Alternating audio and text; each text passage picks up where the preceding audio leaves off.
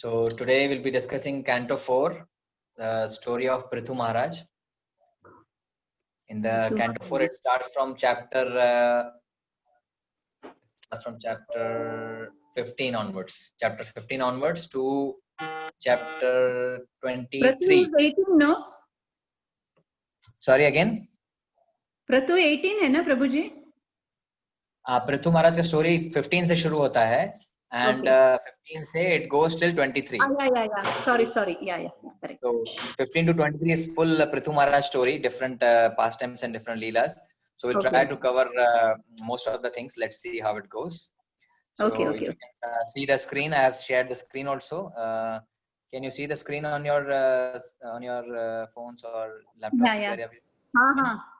Yes. So those are the summaries of Prithu Maharaj Katha, so which we'll be covering. So let's start with our invocation prayers for Srimad Bhagavatam, and then we'll start our Katha. Narayanam Namaskritya Naram Chaiva Narottamam Devim Saraswatim Vyasam Tato Jayamudirayet Nashtaprayeshu Abhadreshu Nityam Bhagavata Sevaya Bhagavate Uttama Shloke Bhaktirvavati Naishtaki Krishnaya Vasudevaya Devaki Nandanaya Cha Nanda Gopa Kumaraya Govindaya Namaha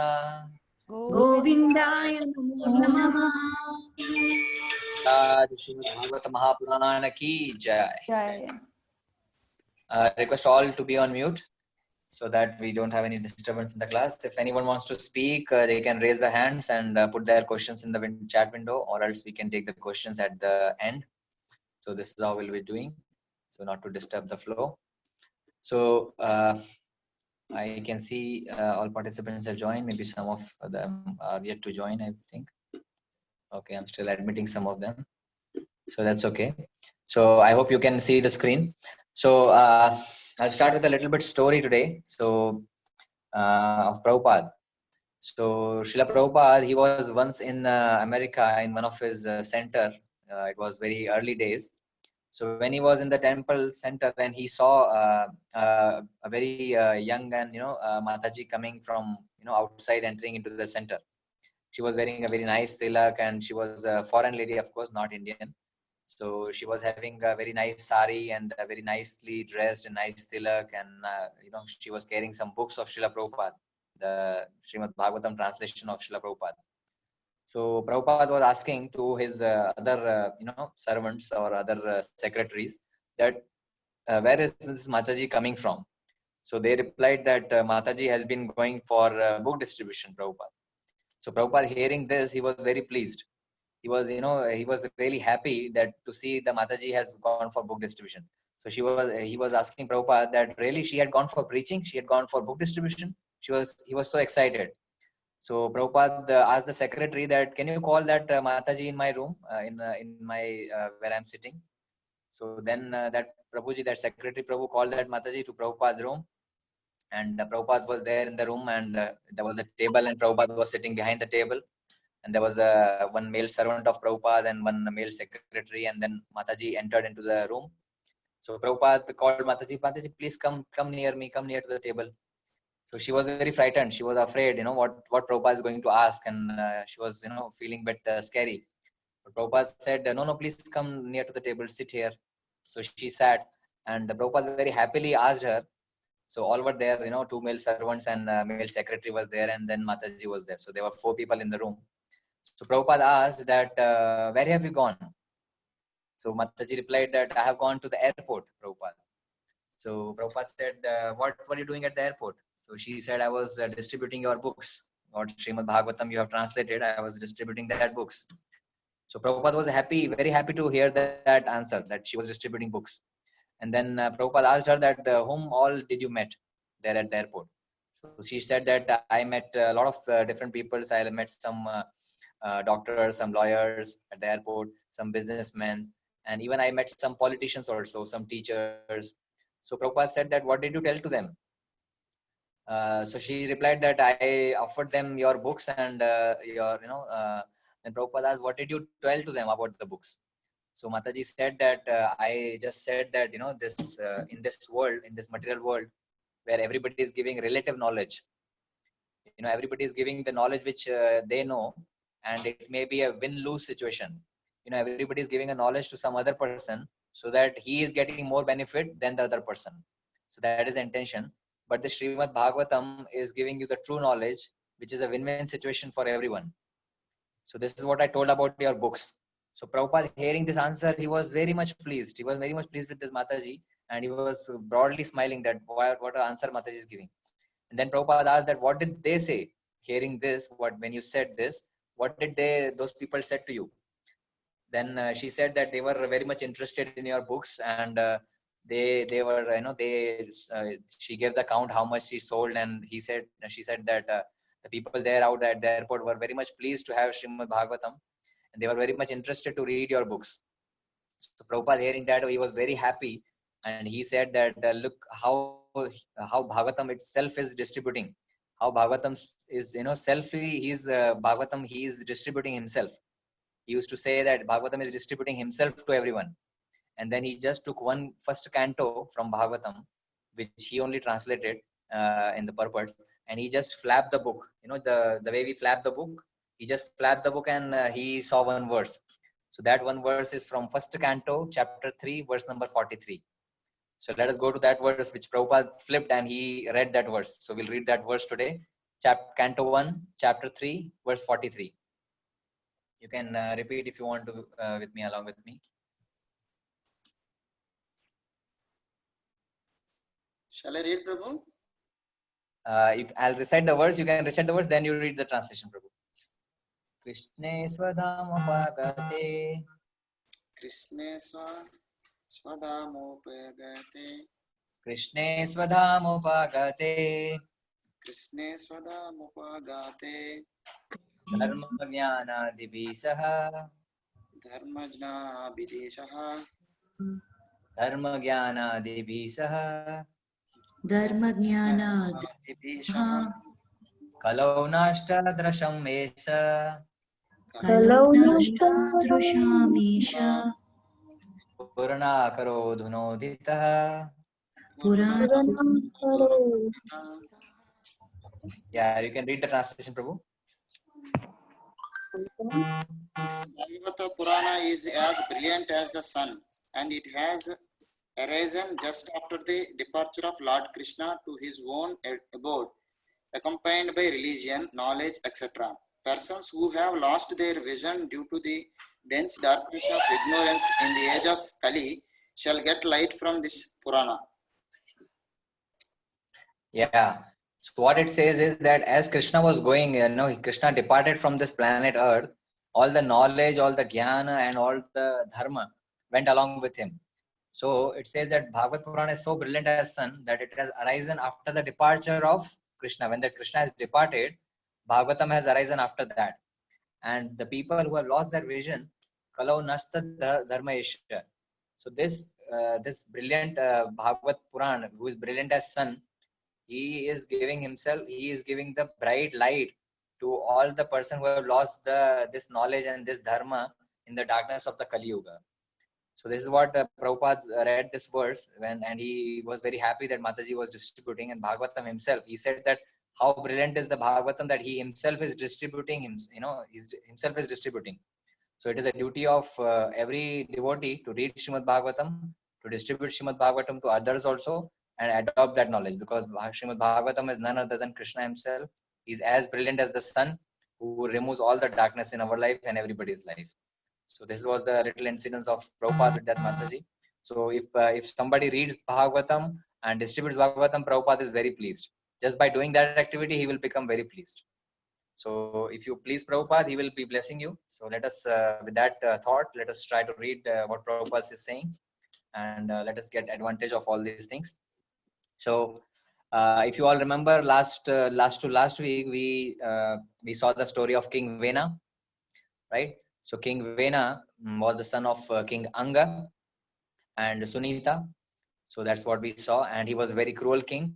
So then we saw that there was no king finally, because the sages cursed Vena and he was dead.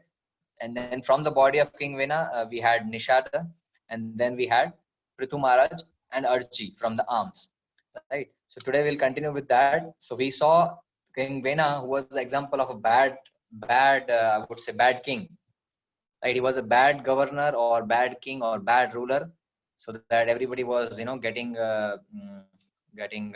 was full of, there was full of atrocities everywhere. So he was not behaving as a king should behave. So we saw all the qualities how a bad king is. And today we are going to see how a good king is, how a good ruler is, or how a religious ruler is, and how his wife should behave.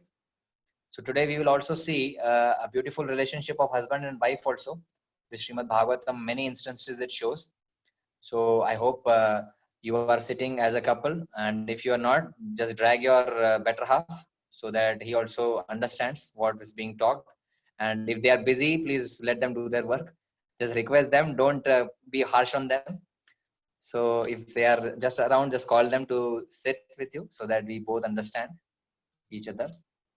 Okay. And I could see some of the videos, but not all. So yeah, I can see Pradeep Prabhu and Mansaji sitting together. That's good. I don't know Shrestha, where is she? I'm not sure. So, but anyway, the idea is a couple should be together, but then it's okay. So we are going to see the qualities of a good king and a good husband, and a qualities of good wife also, right? Which is, you must be wondering, Bhagavatam is more about, couples. We are seeing too many instances where husband and wife are dealing with each other and how they should behave. We saw Kardam Muni, and we saw um, today we saw King Vena, and we saw Anga Sunita also. We will see other examples, many examples also. We will see King Prithu and Archie also today. So let's see. So here, if you can see the screen, just put. So we'll be covering how Prithu Maharaj got, appearance of Prithu Maharaj and his coronation. Coronation means king ceremony, how he was celebrated. I was put on the throne, and the praise of the king. Then we'll see how how Prithu Maharaj got angry on the earth. He got angry on Mother Earth. He was a very good king, but still he got angry on earth. So what happened? Why he got angry on earth? We will see that. Also, we'll see that how he milks the earth planet. Normally we milk a cow, right? But how he's milking the earth planet, we will see, and why he does that. And also he performs 100 horse sacrifices, which we know as Ashwamedh Yagya. So he performs that. So we'll see about that also. And his appearance, Lord Vishnu's appearance, of course, in his sacrificial arena. And then his meeting with 4 Kumaras. Yeah, I hope you know 4 Kumaras. The 4 Kumaras are the son of Lord Brahma. So Prithu Maharaj is also going to meet Lord 4 Kumaras. And then finally Prithu Maharaj going back to home, back to Godhead. So we'll see his, we'll try to cover the full story lifetime of Prithu Maharaj. Let's see how much we can cover. Srimad Granth Bhagavat Mahapurana ki jai. So if you see the next page, next slide, which I have put you. So normally I don't put the slides, but this is the first time I am using the slides in Srimad Bhagavatam class. So let's see, it's a different experience for me also. Let's see how it goes. If you are all okay, we can continue, or else we can continue without slides. So let's see. So if you see the first one, how the appearance of Prithu Maharaj happened. So as we knew, as we discussed, he appeared from the body of King Vena. So if you can see, the sages are churning the hands, and from the hands, Prithu Maharaj and Archie both came from the dead body of King Vena, because the semen which was there in the King's Vena's body was the same of Swayambhu Manu of Dhruva Maharaj. So that dynasty was still very powerful. So he came from the 2 arms, because arms are called arms are like the Kshatriyas, and the legs are like Shudras. Head is like Brahmanas, and belly is like Vaishyas, right? So from the hands, Prithu Maharaj and Archie came, right? So in the text 7, in the text 6, It said that in the form of King Prithu, the Supreme Personality of Godhead has appeared through the part of his potency to protect the people of the world. So we know that King Prithu was also the plenary expansion of Lord Krishna. He is also the incarnation of Lord Krishna. But having said that, he is not a Vishnu Tattva. He is a Jiva Tattva, right?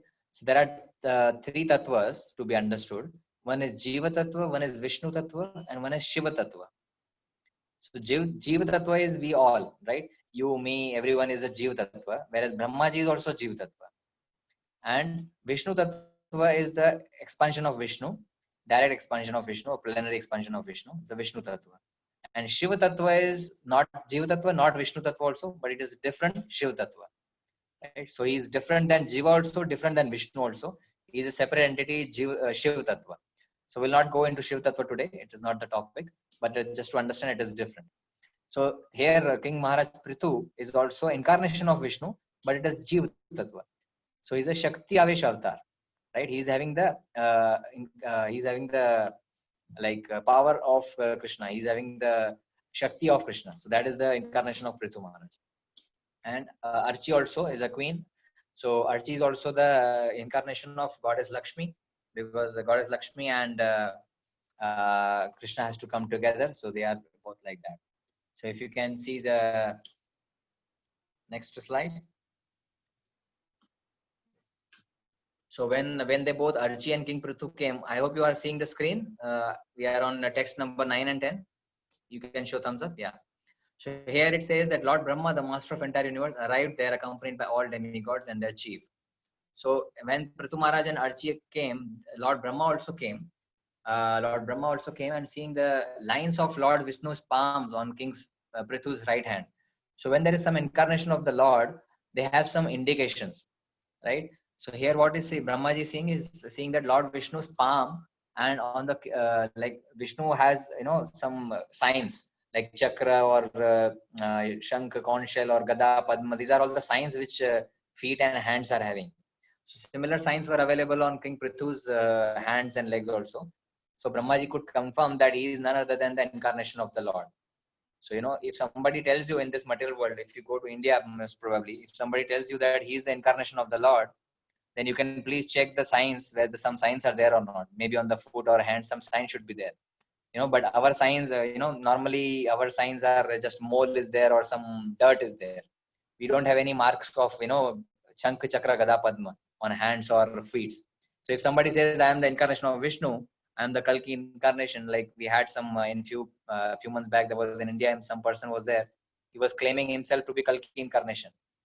So there's a lot of fake incarnations around the world, but then this is a sign that how we can identify. We should identify with the feet and hands if they have some imprints of Lord Krishna, right? So then in the text 13, thus the great King Prithu, executively dressed with garments on ornaments, was coronated and placed on the throne. So what happened when both King Prithu and Archi came, they were coronated as king and queen. What is coronation means? You can say Rajya Abhishek, right? So their Rajya Abhishek happened like we saw in the movie Bahubali, right? I hope all of you have seen Bahubali movie. So in there, the Rajya Abhisheks are happening, right? So this is the actual Rajya Abhishek which happened of Prithu Maharaj and King Archi.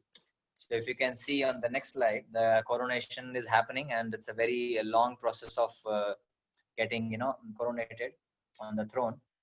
So when they were getting coronated, all the demigods, including Brahma and Vishnu, all appeared at the assembly.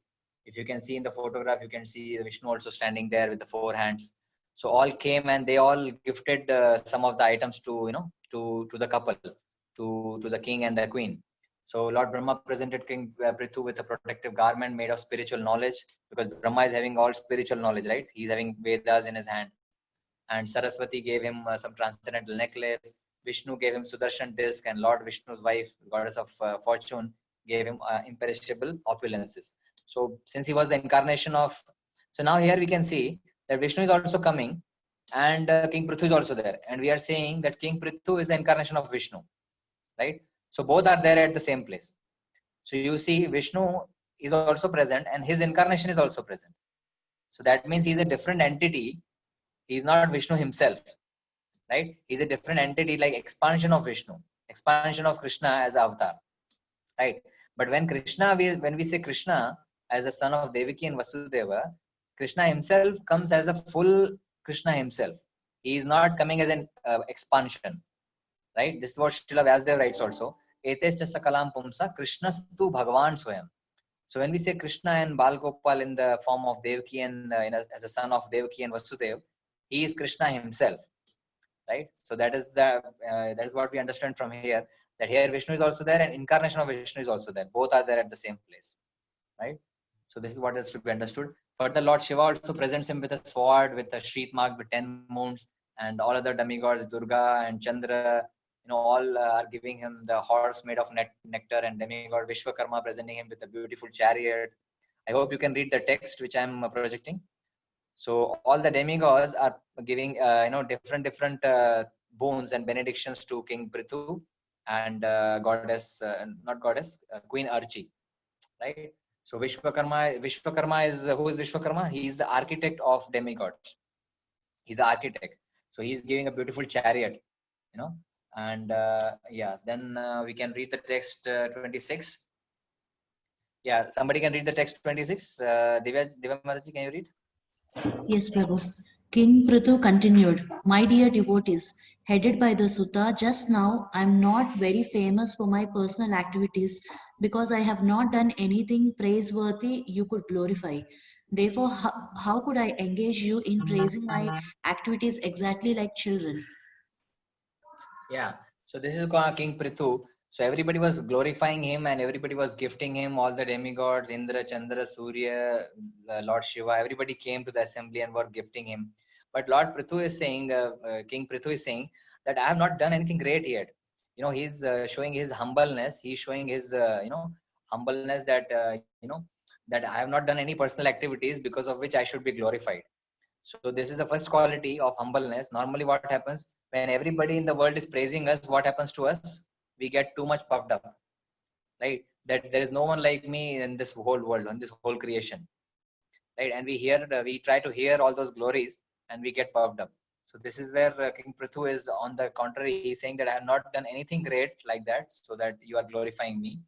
And it's, I cannot engage you in praising my activities like exactly like children. Like children are praising the father, so all these demigods are praising them. So he's showing his humbleness to them.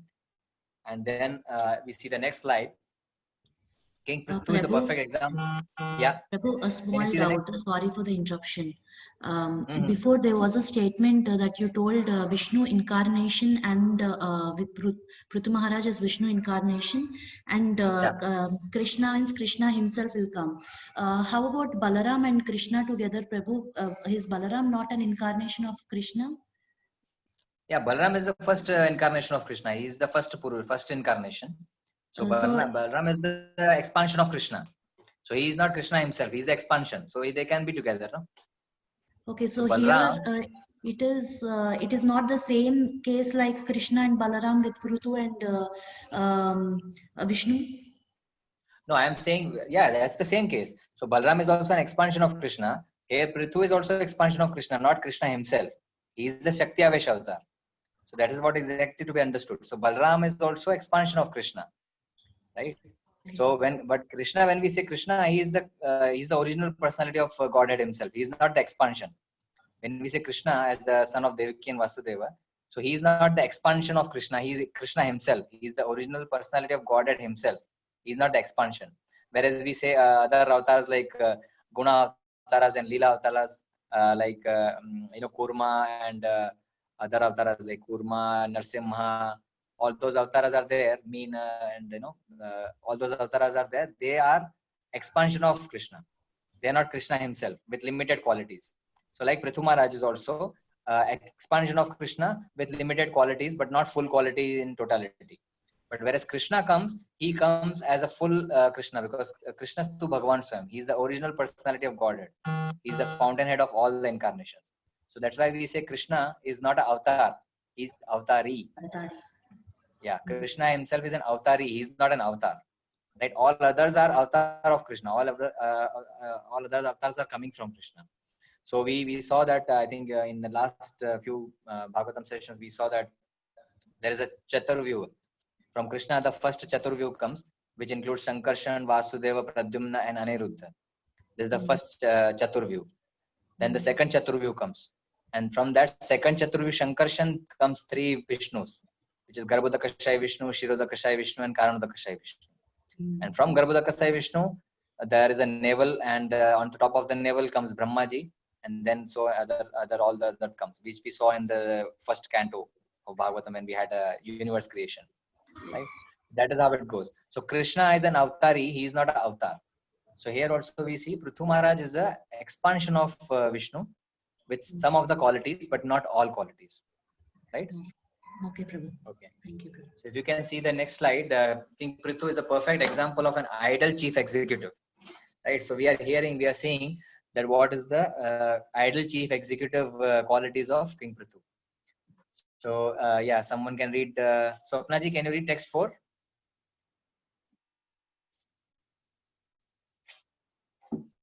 పెద్దది రావట్లేదు నాకు కనిపించట్లేదు Can you see? Which one? 4 read చేయండి. Prabhuji, I'll It's on read. the screen. on your behalf. Yeah, please. Vijay Prabhu, please read. This king, Maharaja Prithu, is the best among us those who are following religious principles. As such, he will engage everyone in the pursuit of religious principle and give those principles all protection. He will also be a great gesture to the irreligious and atheistic. Yeah. So how a chief executive, how a king should be, this is the example of the king qualities. He is the best among those who are following religious principles. As such, he will engage everyone in the pursuit of religious principle and protection of all. So he is the king who will engage all his citizens into the religious practices. Exactly opposite to King Vena. You remember King Vena, he was spoiling everyone and he was closing all the religious activities. He was killing all Brahmanas and he was spoiling all the Yagyas. Whereas King Prithu, who is the son of King Vena, he is on the contrary establishing religious principle, which is one of the duty of Krishna, one of the duty of incarnation of Vishnu. You know, in Bhagavad Gita we know Paritranaya sadhunam vinashaya cha dushkritam dharma sansthapanaathaya sambhavami yuge yuge. So Lord comes to establish dharma, to establish religion. So this is the first quality, that he is establishing religion, and he is a great chastiser of atheists who are not followers of the God. He is chastising that. Then it says, this king alone in his body will be able to, in due course of time, to maintain all living entities and keep them in a pleasant condition by maintaining himself as the different demigods to perform various departmental activities. So as the different demigods are performing various department activities, this king has the potency of all the demigods. He himself will perform all the departments and he will take care of all the departments. You know, because in a government, there are many departments, right? It's very easy to understand now, because we have a fire department, we have irrigation department, we have education department, we have health ministry, this ministry, that ministry. So for every ministry, there is a minister. So similarly, for all the departments of the universe also, to maintain everything, there is a demigod. Like we have a fire god, we have a water god, Varun Dev, we have Chandra Dev, we have Surya Dev, we have sun god, we have Vayu Dev, Varun Dev. So all these different demigods are there who are taking care of different departments. So this is also confirmed here in Srimad Bhagavatam. So we have how many? 33 crores different demigods, right? 33 koti Devi Devatas are there. They are taking care of different departments. You know, Krishna is not into nitty-gritties of maintaining fire, water, everything. How much rain will be coming, how much irrigation will be coming. So all those things are handled by all different demigods. So this here says that King Prithu will having a, he is behave like in all demigods and he will handle all the departments very nicely. And in text 7 it says he will be very kind to all citizens. A king should be very kind to all citizens. You know, what we are discussing is a part of good governance here, that how a good leader, how a good citizen can behave. Now, you may wonder that why we are discussing good king. We are not kings, right? We are all not kings here. We are just working in some company. But then we are also leaders. We are leaders for our children, right? We are leaders for, we may be the leaders for society. Somebody may be in a good position in office who's having a team of, let's say, 20-30 people. So we are always a leader. So it is not that only for king this is being explained. When you say King Prithu, you should replace King Prithu with your name also. that you also should behave with your team like that. So the Srimad Bhagavatam, as we read in the first shloka, it is like a brilliant sun, and it is giving too many instructions for us to understand and implement in life, right? So King Prithu was very kind to its citizens. Even though a poor person may trample over king's head by violating rules and regulation, the king, out of his causeless mercy, will be forgetful and forgiving. So forgetful and forgiving, right? So these are the qualities of King Prithu. Forgetful means what? But what happens with us, if somebody does bad of us, we never forget till the end of our life, right? And we see all the opportunities to take revenge of that person. This is what our mentality is. So we should be always forgetful, and we should be always forgiving nature, right? We should always forgive. A devotee of Krishna is always forgetful, and he forgives, and he moves ahead. He doesn't stuck himself with the all the past issues. So this is what we should understand. As a protector of the world, he will be as tolerant as the earth itself. So he was as tolerant as the earth itself. Bhumi Devi is very tolerant. We are extracting too many things, and extraction, how best we can understand extraction in this part of the world. In this part of the world, we are extracting so much things from the earth. Even if nothing is coming, still we are injecting water and extracting, right? So we are extracting too many things from the earth. So, but then earth is too much tolerant. So we'll see that is also a good quality of a devotee, that he should be tolerant. Let us read the next. Can you see the next slide also? Yeah, I think Divya Mataji, can you read now? Okay, Prabhu. Text 11. Yes. King Prithu was born of a dead body of King Veena, as fire is produced from Arni wood. Thus, King Prithu will always remain just like fire, and his enemies will not be able to approach him. Indeed, he will be unbearable to his enemies. For all those staying very near him, they will never be able to approach him, but will have to remain as if far away. No one will be able to overcome the strength of King Prithu. Yeah, so he was so powerful that no one will be able to overcome his strength. Whereas in King Vena, we saw that thieves and rogues and everything was highly thriving, because the king is also cruel. So we are also cruel. So if king is cruel, all the subcontractors, all the citizens, everybody will be cruel. I will not take the name of any ruler now in other countries or in India. So you can see, I mean, if the head of the department is himself is polluted or cruel, the whole downstairs everybody is like that only. So this is the understanding that how a king should behave. He should be like that. No one can overcome the strength of King Prithu, right? So text 13 says, the Dilip Prabhu, can you read text 13? Yes, Prabhu. Since this king will always remain on the path of pity, he will be neutral to both his son and the son of his piety. Okay, sorry. Path of piety, he will be neutral to both his son and the son of his enemy. If the son of his enemy is not punishable, he will not punish him. But if his own son is punishable, he will immediately punish him. Yeah. If his own son is punishable, he will immediately punish him. Now, can you think of a person who is not punishing his son, which is worthy of punishment? A king, a famous king, which we are talking in Bhagavad Gita many times. Dhritarashtra. Yeah, Dhritarashtra, correct. So Dhritarashtra, he knows that his son is worthy of punishment, but he never punishes him, right? But King Prithu, what he says is that if his own son is worthy of punishing, he will punish. Now tell me one thing. I will ask this question, but you can answer to yourself, not to me. Are we the father who are able to punish our own sons, our own kids for their faults? If yes, that is good. If no, then we have to improve on that. Because if our own children are making some mistakes, we have to punish them, even if they are even if they are own son. Don't hide the mistakes of your children, because it will land you in trouble when you are growing up. Don't answer this question to me. Answer to yourself and to your spouse that how we should do it. So if there is a mistake done by anyone, you have to punish and you have to correct that to improvement. Punishment should be for improvement, not for just punishing the child. Okay, so we'll read the verse 6, text 17. Pradeep Prabhu, can you read? The king will respect all women as if they were his own mother, and he will treat his own wife as the other half of his body.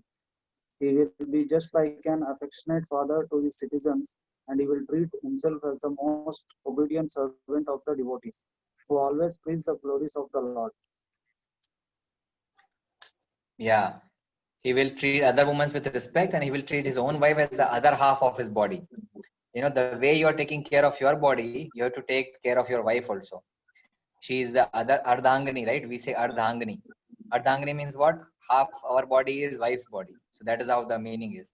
So we should take care of our wives also very nicely, as King Prithu is being taken care of him, and respect all other women as their own mothers, right? And he will be an affectionate father to his all citizens. So he will be for citizens, for the praja, he is like a prajapati. He is like father, right? So this is what the qualities of a good king is, and always preach the glories of the Lord. This is also important. He will not preach other than what. It's not a godless civilization. Prabhupada used to say godless civilization. When there is a godless civilization, all kinds of miscreants are thriving, and society and everything will be going in, which is happening now. So this is what we have to understand. When there were, I think we discussed last time also, there was a last Vaishnav king was Krishna Dev Rai. So he was the last Vaishnav king. After that, there was no Vaishnav king. So a king should be always Vaishnava. He should always respect the Lord. He should always sing the glories of the Lord, and he should protect all the citizens. So now, going to the next slide, if you can see on the screen. Now our Vidura. Vidura is always coming to our rescue. Vidur, right? Vidur Maharaj. So when he was hearing all these things from Maitreya Muni, now Maitreya Muni and Vidur are discussing, right? So this is the, I think, third level of discussion. So first level of discussion is happening, Sutta Goswami and sages of Naimisharanya, right? Sutta Goswami is speaking to the sages of Naimisharanya that what Shukdev Goswami told to Parikshit Maharaj, and Shukdev Goswami is telling to Parikshit Maharaj that what Vidura has heard from Maitreya Muni, right? And Maitreya Muni is describing all this Prithu Maharaj story to Vidura. Are we in the story? Okay. So now Vidura is asking questions. Yeah. Prabhu, this Vidura is a Mahabharata, this one, right? Mahabharata. Yeah, Prabhu, Mahabharata Vidura. Character, right? But then how come he's in the Satya Yuga character? No, he's not in Satya Yuga, Prabhu. He's asking to Maitreya Muni. They are in the Dwapar Yuga only. And Maitreya Muni is describing what Shukdev Goswami told to Parikshit Maharaj. And actually, this is happening in Sutta Goswami. So the story, that's why I'm reconnecting again. So the story begins from the first chapter of Bhagavatam, that Sutta Goswami is talking to Naimisharanya sages at Naimisharanya, Shaunak and other rishis, right? And Sutta Goswami is telling that what Shukdev Goswami told to Parikshit Maharaj. When Parikshit Maharaj was about to die after 7 days from Takshak snake, when he was given a curse that he will be dying out of snake bite, then Parikshit Maharaj asked to Shukdev Goswami that what we should do. Then they started Bhagavatam. This we covered in the first class.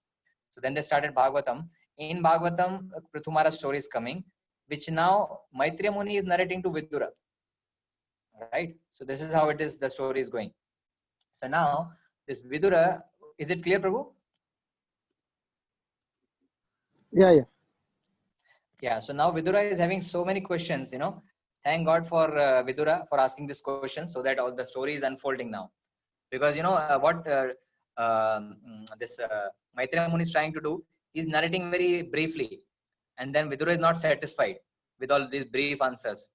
Then Vidura is asking more questions, as you are also very nice audience, you ask too many questions. So Vidura is also nice audience, he's also asking too many questions to Maitreya Muni.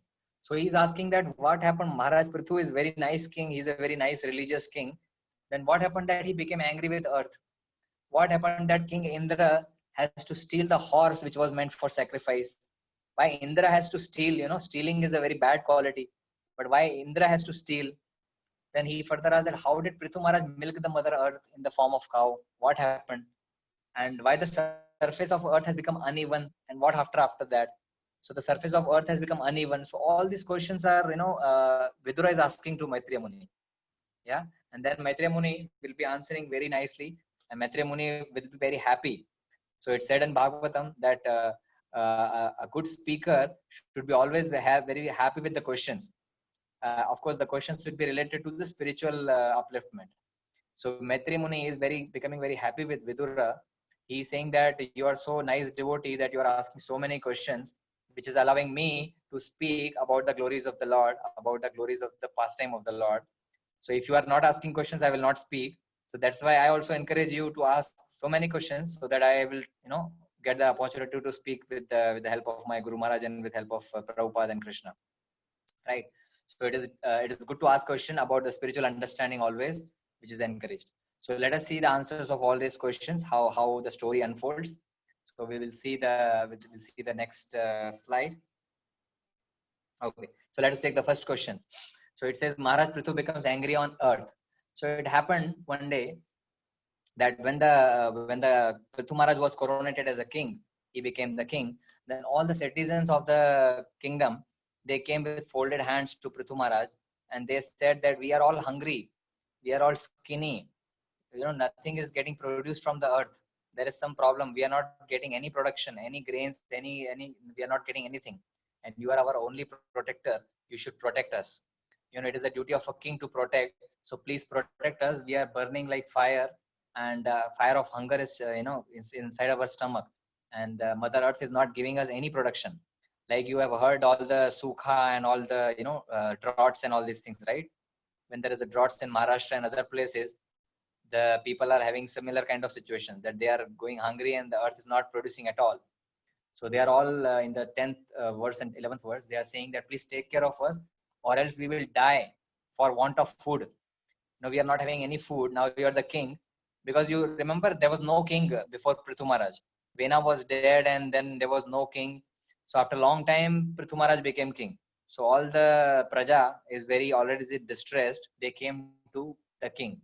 So in the next verse, what happens is text 14. When Prithu Maharaj hears all the plead of their citizens, Prithu Maharaj at once took the bow and arrow, and he tried to kill Mother Earth. Right? He tried to kill Mother Earth, and what happened? She was so afraid and began to tremble. The Mother Earth. Right? She then began to flee exactly like a deer, which runs very swiftly when followed by a hunter. Being afraid of Prithu Maharaj, she took a shape of a cow and began to run. So Bhumi Devi took a shape of a cow. If you read in Krishna's Advent also, which your kids are having the Srimad Bhagavatam, Bhumi Devi takes the form of a cow always, and she goes to plead to demigods and Brahma. When the atrocities on Mother Earth are increasing too much, she takes the form of a cow, because cow is very pleasing to whom? To Krishna.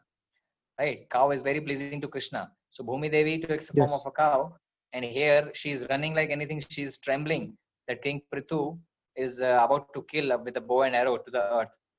Then let's read the verse, text 19. Anusha Mataji, can you read? Text 19. The cow-shaped earth continued to appeal to the king. I am very poor and have not committed any sinful activities. I do not know why you want to kill me. Since you are supposed to be the knower of all religious principles, why are you so envious of me, and why are you so anxious to kill a woman? Yeah, so Mother Earth is saying, after all, she's a woman, right? A female candidate, female category. So she's saying, you are a very pious king, you are a very righteous king. What happened to you? You are killing a woman, and I have not done any problem, any mistake. What is my sin? Why you are trying to kill me? So she was, she could not understand what is the problem with the King Prithu, that he is trying to kill me. So let us see what happens further. So King Prithu replied to the earth. You can see the slide? Yeah. So King Prithu replied to the planet Earth, my dear Earth, you have disobeyed my orders and rulings. In the form of demigod, you accepted your share of yagna we performed, but in return, you have not produced sufficient food grains. For this reason, I must kill you. So Prithu Maharaj is saying that being a demigod, you have accepted all the shares of yagna. When the yagna is performed, you remember when we saw Daksha Yagna also, all the demigods were asked to take their share, Lord Shiva and everybody was asked to take their share. So here it is said that all demigods, Earth took the share, but she is not producing anything. She is not producing the food grains. She is not producing all the herbs and all the medicines, all the gems. Nothing is getting produced from the earth. So King Prithu is saying that I must kill you in that case, because it is a duty of a king, if someone is not following the king's order in a right way and taking their share and not returning that, so she should be killed. So this is where I meant to kill you. So text 24 says, you have so lost your intelligence that despite my orders you do not deliver the seed of herbs and grains formerly created by Brahma and now hiding within yourself. So you remember when the king, everything is created by Brahma. You know, Brahma is the secondary creator. He created all the planets and seeds and earth and trees and everything. So the tree, it's said by Prithu Maharaj that everything is created by Brahma, but then now you are hiding within you and you are not giving us back. The citizens are dying out of hunger. So you are a thief. You are hiding everything within yourself and you are not giving anything to us. So that's why I will kill you. I will kill that. And with your, I will kill with the bow and arrow and I will destroy you completely. After your destruction, whatever small grains will be there, I will feed all my citizens with that grains. So this is what Prithu Maharaj is saying to earth. So at this time, if you see the text 28, Prithu Maharaj was behaving exactly like Yamaraj, right? He was not, he was a perfect manager. Yamaraj is a perfect manager. Prabhupada, it is said that when Prabhupada is on a Vyasasan, he behaves like a Shukdev Goswami. And when Prabhupada is on a manager seat, he behaves like a Yamaraj. Right? So this is what it is. Prithu Maharaj exactly behaved like a Yamaraj, and his body was completely angry. In other words, he was anger personified, it writes, Shukdev Goswami writes here. After hearing that, the planet Earth began to tremble. She surrendered with a folded hand, began to speak as follows. So Earth, because seeing that Prithu Maharaj very angry, she began to speak that what is her mind. She tried to express her mind that why she was not producing the grains. So let us see what Earth is saying and why she was not producing the grains. So if we see in the next slide, the planet Earth continued. My dear Lord, you are complete conductor of the material creation. You have created this cosmic manifestation and three material qualities. And therefore you have created me, the planet Earth, the resting place of all living entities. Yet you are always fully independent, my Lord. Now that you are present before me and ready to kill me with your weapons, let me know where I should go and take shelter. And to me, who can give protection? Now, why Earth is saying all these things to Prithu Maharaj? Because Mother Earth knows that Prithu Maharaj is the incarnation of Krishna himself. So she's saying that, you have only created me. You have only, I am the resting place of all the living entities. If you kill me, what will happen? All the living entities will be falling in Garbhodakashayi ocean. Right? You see, I have shown you the photograph of 14 planetary positions on which the center one is Bhuloka. If there is no earth, the living entities will fall down in the Garbhodakashayi ocean. So she says further that, my Lord, you are unborn and you are in the original form of boar. You remember she's asking, she's making him remember that you remember you were coming in boar avatar when you came and you only protected me, that you lifted. You can see in the photograph on the right side, the boar avatar who lifted Mother Earth. So she's reminding Prithu Maharaj that you are the same boar avatar who has, lifted me from the Garbhodakashayi ocean when I was fallen inside. You have only protected me and now you are trying to kill me. So how is this possible? You are a protector, then you should not kill me. So please have mercy on me. She's pleading. You can see the pleading photograph also in the form of a cow. She's pleading to Prithu Maharaj that you should please protect me instead of killing me. So further, if you see the second, next slide, she says that what has happened in the past is, my dear king, the seeds, roots, herbs, and grains which were created by Lord Brahma in past are being used by non-devotees, right, who are devoid of spiritual understanding. So what Mother Earth is saying that before you coming, when King Vena was there and then when he passed away also, all the non-devotees, there was no religion being prevalent, and all the non-devotees were using all my products. All my grains and resources and natural things, everything was used by my non-devotees. So I have hidden all these things inside me, right? So this is what Mother Earth is saying. Let us see what the text 7 says. Vijay Prabhu, can you read? Text 11. Yeah, text 7, right? Yeah. My dear king, not only are grains and herbs being used by non-devotees, but as far as I am concerned, I am not being properly maintained. Indeed, I am being neglected by the kings who are not punishing these rascals who have turned into thieves by using grains of sense gratification. Consequently, I have hidden all these seeds, which are meant for the performance of sacrifice. Yeah. So what the earth is saying, that deliberately I have hidden all my seeds and natural resources, herbs and gems, everything, because they are all utilized by the non-devotees and not for the sacrifice of yagna to satisfy Krishna. So can you relate? This is also happening now. So if we are utilizing all the natural resources of the earth for our own satisfaction only, we are extracting Mother Earth too much, so much so that it is just losing its natural resources. In so many countries also, we know that we have oil reserves for next maybe 50 years or 25 years or 100 years. We have already extracted too much that earth will be hiding everything inside them, inside her. And because we are not utilizing back for Krishna's service, we are not utilizing for sacrifice, earth has a tendency to hide all the things. And it is very much proven in the history that why this droughts are coming in certain parts of the world. Droughts are coming. We have seen the water shortages. Many countries are, and there's a survey that maybe by 2030, 20% of the population of the world will be having no drinking water. So why this is all will be happening? Because earth will be hiding all the resources inside her. This is what Bhagavatam says. If the things are utilized for our own sense gratification and by non-devotees, then earth will be hiding their resources. So this is what exactly earth is saying here, that I have been hiding my resources, hiding my seeds and everything. And because I'm hiding it for a long time, now they are all deteriorated. The seeds have burnt. The seeds have spoiled. So that's why I'm not able to produce. So what you do, she's giving the answer that if you desire to, have all these items from me, you please nurture me, you please milk me, showing me some calf. Because Mother Earth is in the form of a cow, right? So if cow is shown a calf, then only cow starts giving milk. So here Mother Earth is saying in the text 9 and 10 that, "O great hero, protector of living entities, if you desire to relieve the living entities by supplying them sufficient grain, and if you desire to nourish them by taking milk from me, you should make the arrangements to bring a calf suitable for this purpose and a pot, right? Where the milk can be kept as a milkman. So there are three things to be there. A calf should be there, a milkman should be there, and a pot should be there to milk the cow, right? So this is what Mother Earth is saying, that you please bring all these things, three things, and you can take whatever you want from me, all the natural resources and whatever you want. Please, you can take that. I will fulfill you.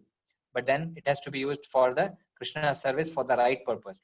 So we can see if the king is bad or the ruler is bad, or ruler is not satisfying the citizens, he's not protecting the citizens, then earth will have a tendency to stop all the production, and it will, all the droughts and all the sukhas and all whatever it comes with, that will come more and more, which we are seeing now happening.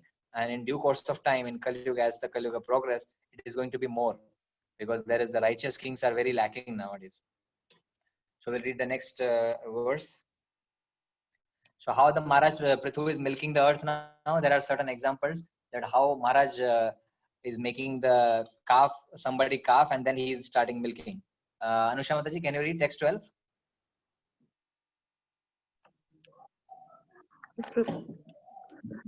After hearing the auspicious and pleasing words of the planet Earth, the king accepted them. He then transformed Satyabhama, Swayambhuva Manu into Swayambhu Manu into a calf, and milked all the herbs and grains from the earth in the form of a cow, keeping them in his cupped hands. Yeah, so what he did, he made Swayambhu Manu as a calf, because Swayambhu Manu was a great ruler. He made him as a calf, and he made his hands as a pot, and he started milking the earth to give all the requirements.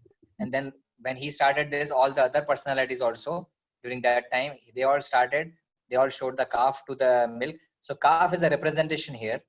It is a metaphor. So as Mother Earth is a cow, Mother Earth is behaving like a cow. So you have to have some calf and the milkman and the pot to store the resources of the earth. So there are a lot of resources being described here. I have not written all the text here. So if you are there like Brahaspati, all the great sages, they transformed Brahaspati as the calf, and then making the senses as the pot, and they milked all the Vedic knowledge to purify the world's mind and hearing. All the demigods made Indra as a calf, and then From earth, they milked all the beverages like soma, which is nectar. So drinking soma rasa, the demigods become powerful. And there's mention of demons also. The demons, the son of Diti are demons. Now this is very interesting for some of the men. So they made Prahlad Maharaj as the calf, and they, which is born on Asura family, they into the calf, and they extracted various kinds of liquor and beer, which they put into the pot made up of iron. So, you know, they also extracted those because they are Asuric, because they are demons, they are having their extraction also from the earth, right? So the idea is that the Mother Earth was very happy with Prithu Maharaj, and whatever was asked to Earth, she started giving. Thereafter, Prithu Maharaj was satisfied with the planet Earth. So Prithu Maharaj was very satisfied with planet Earth, Mother Earth, that you are giving now all the productions, food grains and everything. And he was very affectionate, and he did not kill Earth. And there was one other thing also, that all the surface of the Earth has become uneven. You know, when the surface of Earth become uneven, like there are hills and, you know, some plateau and then again hills, you cannot do agriculture, you cannot do farming. So that's what Mother Earth also told to Prithu Maharaj, that with your bow and arrow, you destroy all my hills and all, and you make a flat structure so that you can do for irrigation, you can do some, you can do some farming, and rainwater can also be there. So all this was instructed by Mother Earth to Prithu Maharaj. And with his bow and arrow, you can see the structures. It is shown in Bhagavatam that how he made the earth evenly structured so that all can be, you know, everything can be made proper. And he was the first king who made a proper arrangement of cities and cities and residential quarters for all the living citizens and all. So he took a very good care of all the citizens by using Mother Earth. So this is how he took advantage of Mother Earth. Now then, in the next slide, now everything was happy. Prithu Maharaj was happy. Earth was producing everything. Now Prithu Maharaj decided to do 100 horse sacrifices. 100 Ashwamedh Yagyas, right? Now Ashwamedh Yagya, if some of you know that, so Ashwamedh Yagya, as you can see in the photograph, Lord Ram also performed Ashwamedh Yagya. So Ashwa, horse, was supposed to go, you know, supposed to let loose, and the horse was going in different places in the kingdom, and whoever challenged the horse or kidnaps the horse or attacks the army, then he used to fight with the king. If the horse returns back without any claim, then it is supposed to be that kingdom is, you know, owned by the king. So to be a samrat, to be a king of the world, they used to do the horse sacrifices. So that Ashwa used to go and travel to the different parts of the world and used to come back. If the horse come back properly, without any attack or without any challenge or without any kidnapping, then it was successful and the horse was sacrificed, and then that yagya was completed. So a person who does 100 sacrifices, his glories are, you know, even in the 3 worlds, his glories, he will be glorified. So the only person who did 100 sacrifices is, any guesses till now? It is there on your screen. Maybe Prithu Maharaj himself? Prithu Maharaj. No. The only person who did 100 sacrifice, 100 Ashwamedh Yagya till now is Lord Indra, King Indra. Right. So now King Indra is the only person who completed 100 sacrifices. So now as Prithu Maharaj thought of doing 100 sacrifices, it is said in Bhagavatam that Indra got very upset. Well, why does he have to do sacrifices? Because he doesn't have to extend his empire, correct? Sorry, Prabhu, again? Why does he have to do the sacrifices? He doesn't have to extend his empire, correct? He is Indra? already... So after you do 100 sacrifices, he became Indra, Prabhu. It is like that, the reverse way. Okay. So after he did 100 sacrifices, he became Indra, because he has the, you know, he ruled everything. So he's the only person who did 100 sacrifice. So now when King Prithu thought that I would do 100 sacrifice, 100 horse Ashwamedh Yagya, then our Indra got very scared. You know, he thought that my seat is having a problem. You know, anybody does a ghor tapasya on earthly planet or does some strong determination, our Indra got very, you know, upset the first time. He is always scared of his kursi. He's always scared of his position. So, you know, he thought that how is it possible that Indra will do this, Prithu Maharaj will do 100 sacrifices, right? So now in the text 3, it is said that Supreme Personality of Godhead, Lord Vishnu, is present in every one's heart as a super soul, and he is the proprietor of all. Yeah, so it says that when King Prithu started the sacrifice, Lord Vishnu also came in that sacrifice along with Lord Brahma in the first one, and they blessed him that you continue with your sacrifices. So then Lord Shiva, Vishnu, and everybody was present in that sacrifices, and they were accompanied by other demigods. And as the in normal yajna it happens. So yajna is always for the satisfaction of Vishnu. This is where you have to understand. In Daksha Yajna also we saw whenever there is yajna, all the demigods, Indra, Chandra, Vishnu, everybody comes to take their share. So here also everybody was present. They blessed Prithu Maharaj, please continue. But our Indra was very much upset, because if Prithu Maharaj performs 100 sacrifice, then it is a problem, right? So what he thought, if we read the text 10, I think somebody can read the text 10. Let me see. Vidya ji, आप पढ़ेंगे?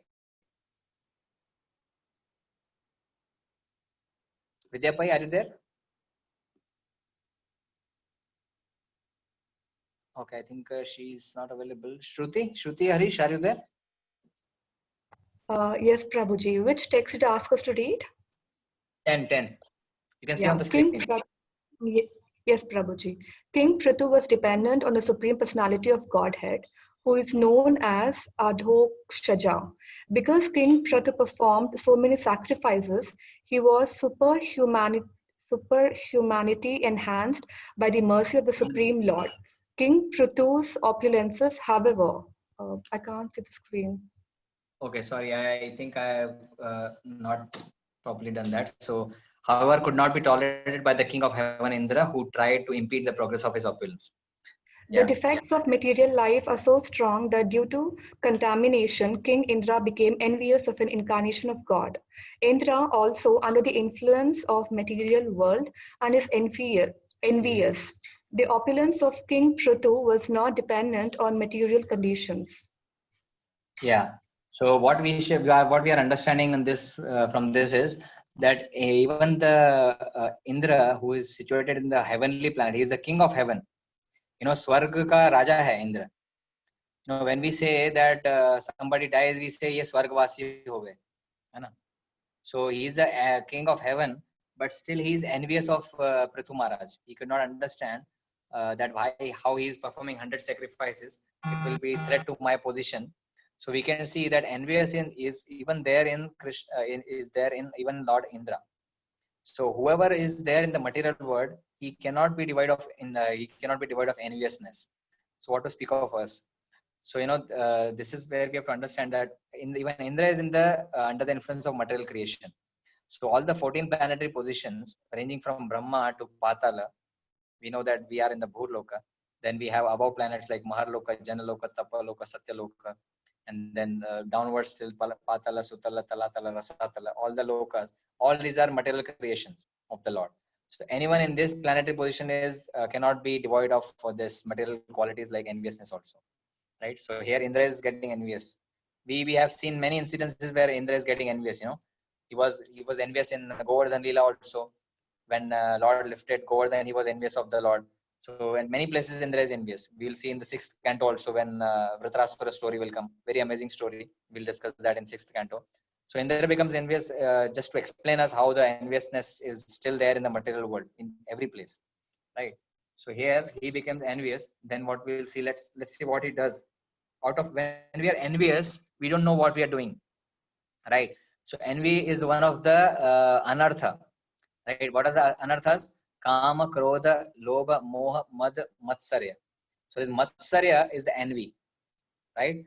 So envy, we cannot utilize envy in Krishna's service. It has to be crushed completely. If you are envious, Lord will not accept. So this is what the first thing we have to understand.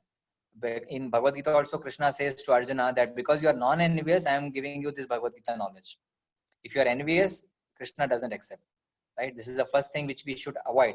And we should crush our envious nature. There's nothing other we can do. Even if you see, yesterday we heard a lecture from 12 Golden Rules when we were listening the Association of Devotees lecture. So Prabhuji told that enviousness, we have to adjust the cause of enviousness, right? So how Prithu Maharaj will adjust the cause of enviousness, we will see that.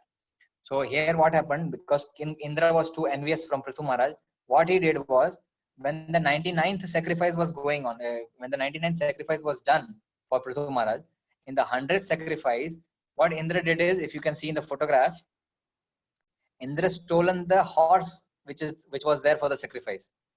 You know, he stole the horse and he went above and he went flying with the horse. You know, he did stealing. Indra did stealing of the horse which was used to be in the sacrifice, and he went above and you know, he took the horse away. When there is no horse, you cannot do a sacrifice. You know, it will not be completed. The yajna will not be completed.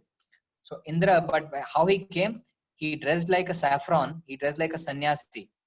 Indra, he disguised himself as a sannyasi and he was holding a tridanda and he came to steal the horse. So when he was stealing the horse, Atri Muni saw that somebody is running away with the horse. So Atri Muni at once could guess that he's nobody else but Indra only. So Atri Muni told to Prithu Maharaj's son that, please take, your horse has been stolen by Indra. Please go, and he's running away. Please catch him and bring the horse back. So Prithu Maharaj's son got very armed, and you know, he had bow and arrows, everything, and he went in chasing Indra. Right. So when Indra saw that Prithu Maharaj's son is coming to chase me, and he was started running more and more, and then when he saw it was very close that he will be caught, what he did, he disappeared from the scene, and then leaving the horse behind. So he was in a saffron clothes and he was in a sannyasi dress. So he fled away, he disappeared, and the horse was alone. So Prithu Maharaj's son brought the horse back. So when he brought the horse back to the yajna arena, and after everything was started again Indra came. Again Indra came the second time. He came with some different dress. Again, there was saffron dress, but he was having a different danda. There was a 3 danda, and then he was having a single danda. So he was a different attire of sannyasi with a beard, and he disguised himself. And he again came to steal the horse. Again, he was successful in stealing the horse. With the stealing horse, he ran away. So Atri Muni again told to Prithu Maharaj's son that again Indra has come and he has stolen the horse. You please go and kill that rascal now. Kill Indra and bring your horse back. So Prithu Maharaj's son, he again took bow and arrow. He again went for Indra for killing him. And then, but he saw that one sannyasi fellow is going away with the horse. So it is not good to kill a sannyasi, you know. Sannyasis are always respected. If he is in a saffron cloth, so you normally don't kill a sannyasi. So Prithu Maharaj's son didn't kill him, and then he just was chasing him, and then again he left, and again horse was there. He again brought the horse. Then again third time Indra did that. Again he came in a different dress of sannyasi with a danda and having a skull on that. If you see in the photograph, there is a danda and having a skull on that. So he came in a different attire the third time. Again Indra came and again he stolen the horse. So every time it did multiple times, Indra is coming back and you know he is going to chasing him and bringing the horse back. Again Indra is stealing. So he was creating a full nuisance of just stealing the horse, so that the sacrifice could not be performed. So what it signifies, what all this signifies is Prabhupada writes, and in Bhagavatam says that Indra is depicting all the irreligious practices. He is representing all the irreligious practices which are being developed, and in different sannyasi role he is doing, and which we are seeing now. That if you are seeing somebody in a saffron cloth, it is not necessary that he is a true sannyasi. He may be a fake sannyasi, and just like Indra. So Indra is propagating all these different irreligious practices. That if you see a Babaji with a white beard and just a saffron cloth, don't fall for that Babaji. So this is what Indra is teaching us here, and Bhagavatam is teaching us. There is a different category of sannyasi, how it is to be done. And in Kali Yuga, it is not allowed for taking sannyas without any proper instructions. So there are some rules for sannyas. Only authorized person, only authorized paramparas only can become sannyasis, not all. Just a Baba just roaming around with the saffron clothes, don't judge him as a religious person. This is what is Bhagavatam is telling us here. That, and then finally what happened? Again in the text 14, I'm just skipping the text to just save the time. So he came with all the different sannyasi dresses, and again every time he was stealing the horses. So what happened? Again Atri Muni was seeing that, in the next slide if you see, Atri Muni was very upset, and he was seeing that please go and kill Indra, and everybody was bent upon killing Indra. But then finally he was again stealing and running away, and he was just showing the different sannyasi dresses. So now Prithu Maharaj got angry. himself. He said that enough of this Indra now. I have to complete this 100 sacrifice. Let me kill him. Now Prithu Maharaj only decided that I will only go and I will only kill that Indra and get my horse back. Right. So if we read the verse, I think we covered this part. Yeah. So when Prithu Maharaj decided, he was a very powerful king and very strong king. So when he decided, then all the sages in the sacrifice who were sitting there, they told that it is not good to kill a sannyasi. It is not good to kill anyone in this sacrifice. The only thing which can be killed is a horse. For a horse is given as a sacrifice. You don't kill anybody else, so that the whole purpose of the yajna will spoil. So you don't go kill Indra. What we will do, we will chant the nice mantras and he will come back here and we will kill him by the mantras. So the sages told like this. So when the sages were about to begin their mantras for giving punishment to Indra, from there Brahmaji suddenly comes. Brahmaji comes for doing what do you call Mandavali. Brahmaji comes here to do the settlement. That please don't fight within each other, because Brahmaji is all head of all the demigods. So Brahmaji came and he said in the verse 30. Let's read the verse 30. Kuldeep Prabhu, can you read? Lord Brahma addressed them thus: "My dear sacrificial performers, you cannot kill Indra, the king of heaven. It is not your duty. You should know that Indra is as good as the supreme personality of Godhead. Indeed, he is one of the most powerful assistants of the personality of Godhead. You're trying to satisfy all the demigods by the performer of this yajna. But you should know that all these demigods are but parts and parcels of Indra, the king of heaven. How then can you kill him in this great sacrifice?" Yeah, so he's saying that Indra is a chief of demigods. He's the Swarga ka Raja hai, and he's also serving Lord in many different ways. And this yajna is to please the Lord. Then how you can kill the servants of the Lord? It will not be a very good good thing to do that. So please don't kill, because you are also personality of Godhead. You are yourself, Prithu Maharaj, you are incarnation of the Lord, and Indra is servant of the main. He's servant of the Lord. Then this doesn't go well that you kill Indra. So what I suggest, you stop your sacrifice at the 99 horses only. You don't complete the 100 sacrifice. This is he's requesting to Prithu Maharaj. Because what will happen in the next shloka, it says that let us stop this. Brahmaji is advising to Prithu Maharaj that you stop the sacrifice at the 99th sacrifice only. Don't complete your 100 sacrifice. Otherwise, what will happen? If you want to complete 100, Indra will make some other plans again and again. He will steal the horse and he will just give raise to all irreligious practices. By doing that, he is just giving raise to the non-Vedic injunctions. So let us not do that. So you stop better at the 99 sacrifice, and you have my blessings, you have my benediction. Your fame and your glories will be even higher than Indra, even if you do 99 sacrifices. So don't be haste on doing 100 sacrifice. So this is what Brahmaji gave advice to Prithu Maharaj. So he understood and he accepted Brahmaji's advice. And then finally he completed his 99 horse sacrifices. And then Lord Vishnu appeared there. So Lord Vishnu appeared there and he was also very happy with the Prithu Maharaj. And along with Vishnu, Indra also came. Along with Vishnu, Indra also came there in the sacrifice with he was feeling very shameful that he finally could not he could not allow Prithu Maharaj to complete 100 sacrifices because of his own fear. So he was ashamed and he also joined Vishnu along with that in that arena. And then Lord Vishnu starts speaking to Prithu Maharaj now. He is giving the advice to Prithu Maharaj that how a king should be. So we'll read two verses from here. So text 12. Let us have Samira Mataji or Vishnu Prabhu, whoever is there. You can read the verse 12. Samira, go ahead. The screen is too small for me. Yeah, okay, Prabhu. Samira Mataji, can you read verse 12? Yes, Prabhu. Yes, Prabhu. Lord Vishnu told King Prithu, "My dear king, the constant change of the material world is due to the interaction of the three modes of material nature, the five elements, the senses, the demigods who control the senses, as well as the mind, which is agitated by the spirit soul. All these taken together comprise the body. Since thus spirit soul is completely different from this combination of grass and subtle material elements. My devotee who is connected with me in intense friendship and affection, being completely in knowledge, is never agitated by material happiness and distress. Yeah, read the next verse also, 13.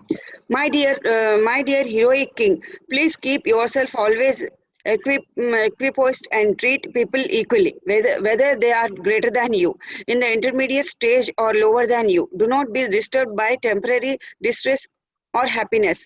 Fully control your mind and senses. In this transcendental position, try to execute your duty as king in whatever condition of life you may be posted by my arrangement. For your only duty here is to give protection in the citizens of your kingdom. Yeah. So what Lord is trying to tell him is that you as a king, you have to be equipoised and tolerant and do your duty as a king. You should not be agitated by you should not be agitated by this happiness and distress. And he's giving all the different, there are many instructions which Lord Vishnu gives Ruprithu Maharaj, very fine instructions. I would suggest you can read all the instructions. They are very, very nice instructions for a nice king and a leader. So he says that, we should treat everybody equally, and we should not be equipoised, and we should not be disturbed by this temporary distress and happiness. And this constant change of this material world is due to the interaction of three modes. So we are seeing also now the world is constantly changing. In some before 5 months, we have made plans for traveling abroad this year, but now we are not able to step out of our homes, right? So this is, we should understand that the world is having a constant change because of the interaction of the three modes. So it is not that the situation is coming now. In those days also it was like this only. So this material world has been ever since like this only. It is dukhalam ashashvatam, right? You cannot be happy in this material world because this is full of miseries. This place is like this only. So in that, what you have to do is surrender to the Lord. And once you are having connection with the Lord, that's what he says here, Krishna, that once you are connected to me, then you will be happy in devotion. This is the only source of happiness, when you are connected to the Supreme Lord.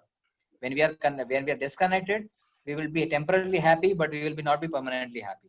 So you as a king, you should execute your duty in that way, and you should always give protection to the king. You should not be disturbed that you could not finish your 100 sacrifice. Sometimes in the life also it happens. We are trying very hard for some particular task or some particular thing to achieve, but then whatever we may do, we are not getting there. We are not able to get that.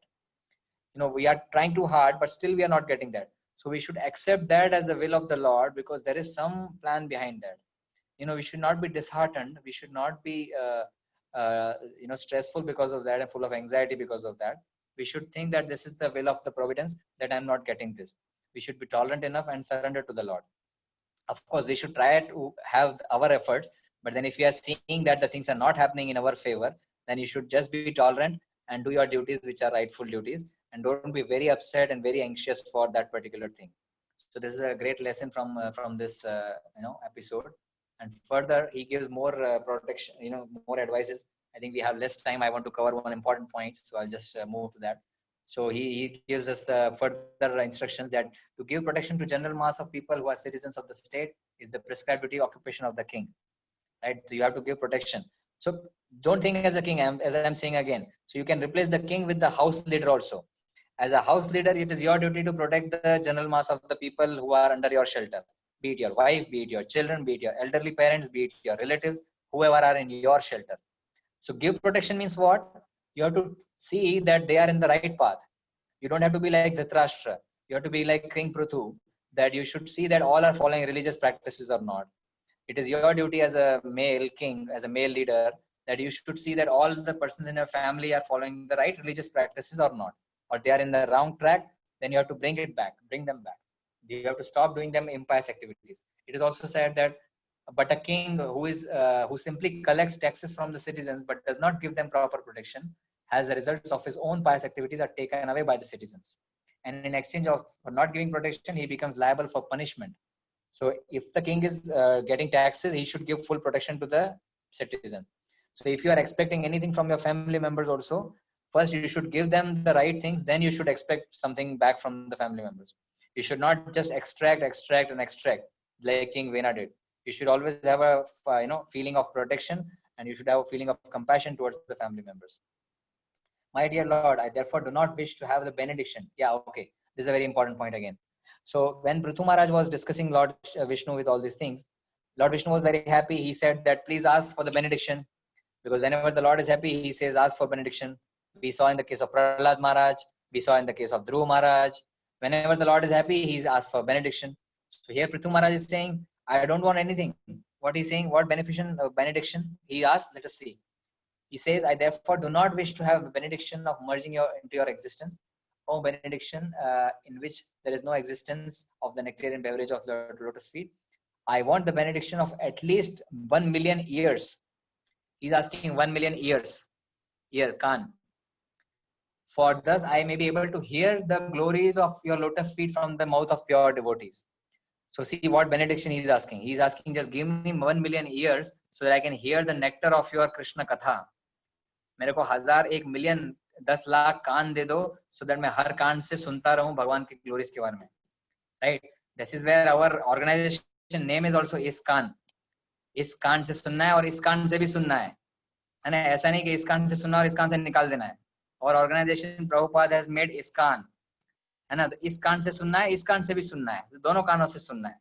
क्या सुनना है? कृष्ण कथा सुनना है. Don't gossip नहीं सुनना है, कृष्ण कथा सुनना है. Right? That is why our organization name is ISKCON. Okay, so don't forget this. So further he says, now I wish to engage in the service of the Supreme Personality of Godhead and serve like a goddess of fortune.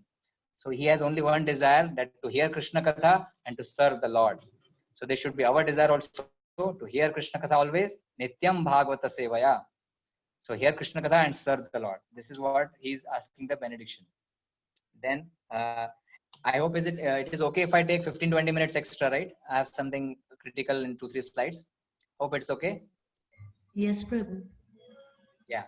So Prithu Maharaj, then once the Lord goes away, he gives beautiful instructions and benedictions that, okay, you can get all the devotee association and all. Then Prithu Maharaj also instructs his citizens that what they should do. Swapna ji, can you read the verse 33? You can see on your screen.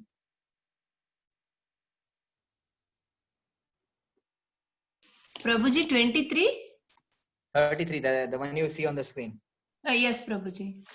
Prithu Maharaj advised his citizens, engaging your minds, your words, your bodies, and the results of your occupational duties, and being always open-minded, you should all render devotional service to the Lord, according to your abilities and occupations in which you are situated.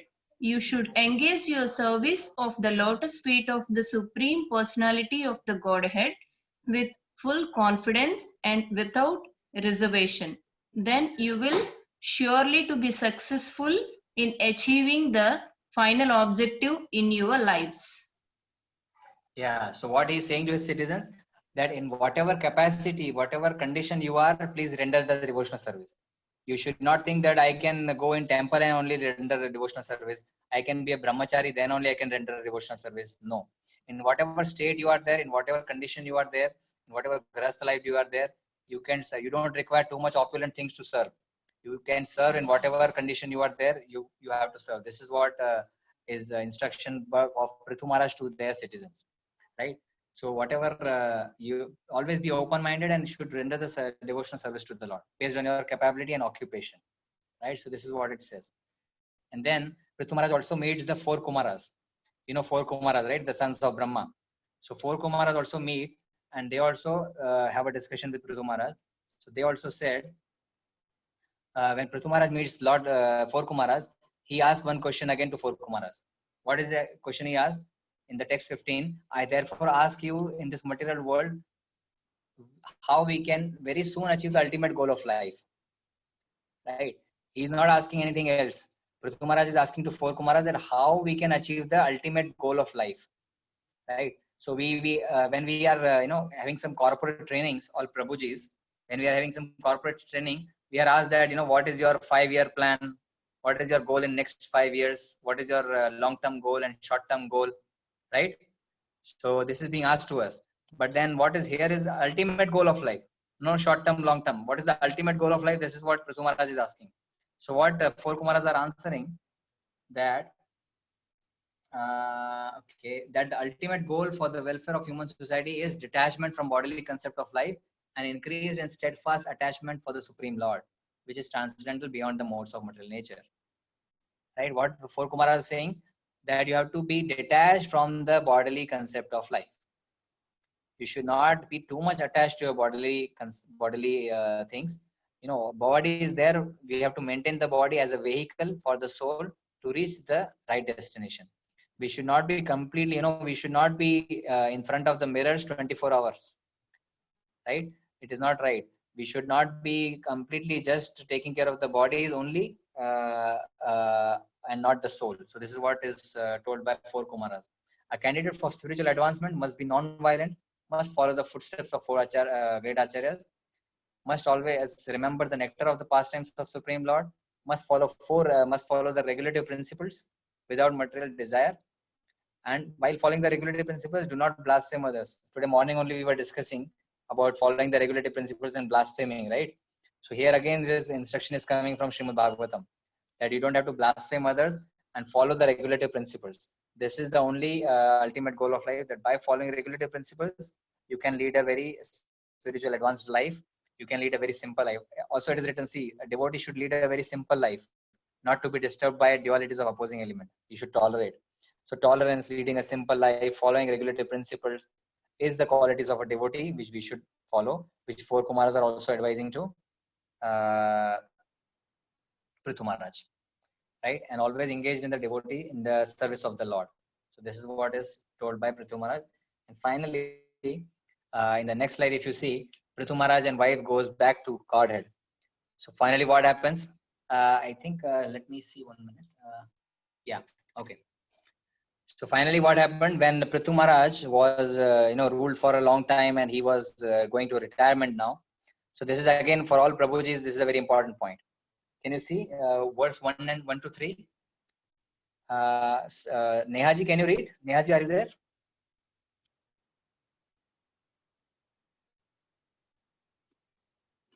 Yes. Okay, I cannot. Yeah, can you read the verse? Can you see on the screen? Yes. Which verse? Yeah, text 1 to 3 at last stage of life. That one. Okay.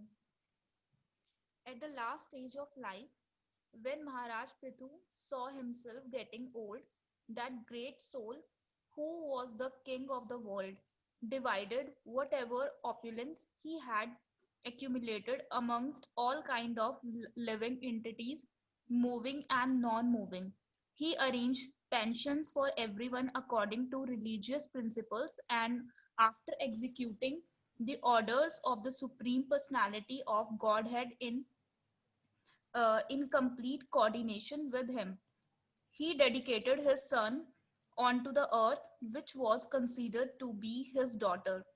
Then Maharaja Prithu left the presence of his citizens, who were almost lamenting and crying from feeling separation from the king, and went to the forest alone with his wife to perform austerities. Yeah. So what Maharaj Prithu is showing us here is that at the last stage of our life, at the retirement age, what we should do, we should not sit in the home and we should not, worry about all the worldly things. Rather, we should give our whatever we have accumulated, whatever wealth we have accumulated, whatever house we have accumulated, we should give to our children and should go to the forest. Now, can we go to the forest? No. We don't have any forest left now, right? So the idea is for us is, but at the age of, during retirement age, you should not hold on to your properties, hold on to your, all the material things. Rather, you should give the material things to the king, to your children, and you should, with your wife, you should go for, detached from the material life, and you should more and more engage in the service of the Lord. But what we are seeing is that till the age of 80, 85, 90 also, we are stuck at the home only, and we are just interested in who will win the cricket match or who will win the election. So this is only our botheration. At the age of even 80, we are seeing our parents. Nothing offending to our parents, but then unfortunately they have not read Srimad Bhagavatam.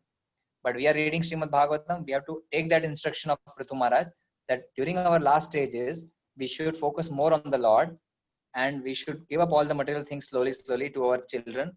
And we should, you see that he is saying that he has arranged pension for everyone. It is not that we have to leave our family members stranded with nobody to take care. We have to make the proper arrangements for them, and then you quit your material life and you focus more on the religious and the spiritual aspects.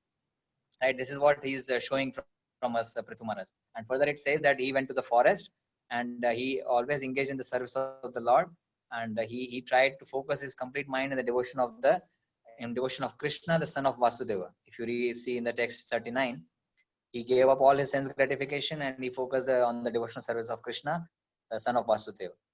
Now, the important point comes, the best for the last. The wife of Prithu Maharaj. Now, all the wives, please hear carefully. Right? Please hear attentively. Please wake up from your nidra, from your yoga nidra. If you are sleeping, please wake up. Right? So, what text 19 is saying, that queen, the wife of Prithu Maharaj, Archi, followed her husband into the forest. She was the queen. Her body was very delicate. Although she did not deserve to live in forest, she voluntarily touched her lotus feet to the ground. So what she did is she followed her husband. Right.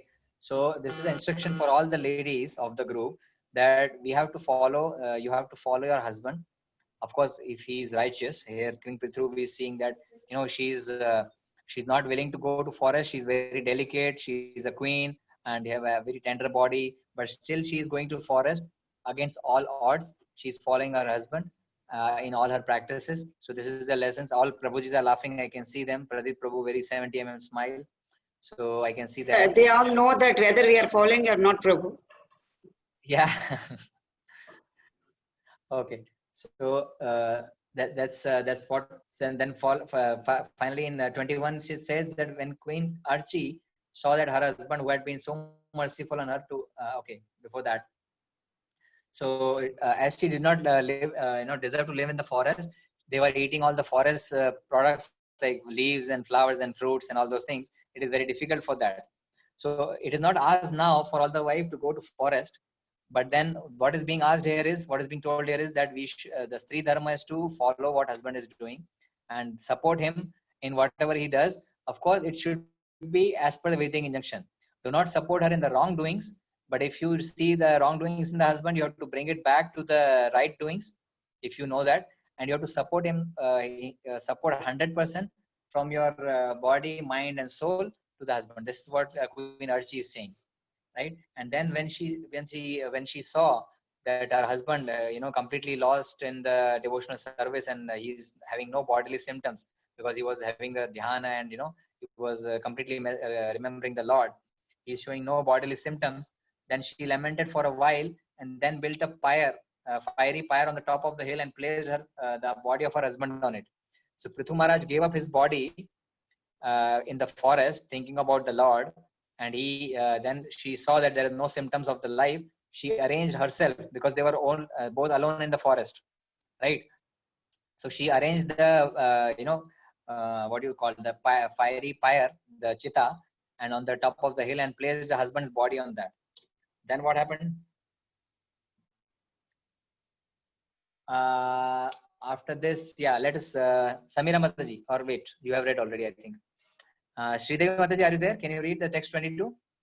Or Prem Prabhu? Yes, Prabhuji. Yes, Prabhuji. After this, the queen executed the necessary funerary functions and offered oblations of water. After bathing in the river, she offered obeisance to various demigods situated in the sky in the different planetary systems. She then circumambulated the fire, and while thinking of the lotus feet of her husband, entered its flames. Yeah, so see what she did. She entered into the flames. When the husband's chitta was burning, she entered into the flames and quit her body also. And she prayed all the obeisances, took bath, and she entered into the fire of her husband's body. So now it is all not doable. Why Prabhupada writes that in those days that these ladies were very strong and powerful also to do that. That's why this pratha was going as per Vedic injunction. When the person is also fit and the queen is also strong, it is not advisable now to do that. So please don't take this instruction wrong. But then it was, Prabhupada also writes in the purport, then even if, and this is voluntarily, it is not by force. This is voluntarily, she had given up her body in the fire of her husband's death body. It is voluntarily, not by force. So Prabhupada writes in the purport that now there are some sect of the people who are forcing the female to take, as a sati and go into the fire against their will, which is not correct, which is condemned. So it has to be voluntarily, and the wife should be also, chaste and should be strong enough to do that. So, but what happened when Archie did this? She went into the fire and gave up her body also, as her husband died. Then the next verse says, the wife of the demigods said, all glories to Queen Archie. We all can see that this queen of the great King Prithu, the emperor of all the kings of the world, has served her husband with mind, speech, and body, exactly as the goddess of fortune serves the supreme personality of Godhead, Yagnesha or Vishnu. So you see, so demigod's wife are glorifying Archie that she has served her husband with her mind, speech, and body. So all the lessons for all the ladies, wake up again. You have to serve the husband not only with your body, not only with your physical actions. You have to serve your husband with mind, speech, and body. So you should not like that your body is serving the husband, but mind is somewhere else. You are not, speech is somewhere else. Your speech is very bad with the husband. This is not allowed as per Srimad Bhagavatam also. You'll be not glorified if you are speaking bad words to your husbands. You have to be very careful, because mind, speech, and body, all you have to serve your husband. So when I'm saying this, don't take me that I'm pushing some wrong thing to the women. It is serving to the right husband, to the righteous husband. You don't think that if husband is doing all bad nonsense things and then you surrender and not that way. This is not the intention. But if you have see your husband that he's working for you and he's following the dharmic path and he's trying to help the family, he's trying to protect the family, then you should serve him with body, mind, and speech. You have to be very careful with that, right? Once you do that, the demigod's wife and the heavenly people also will be glorifying you. So for women, it is very easy to get liberated. I'm repeating again.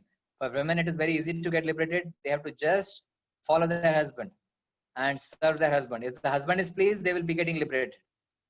Yeah, so Anusha Mataji is praying, putting a pranam to Pradeep Prabhu. I saw that, I captured that.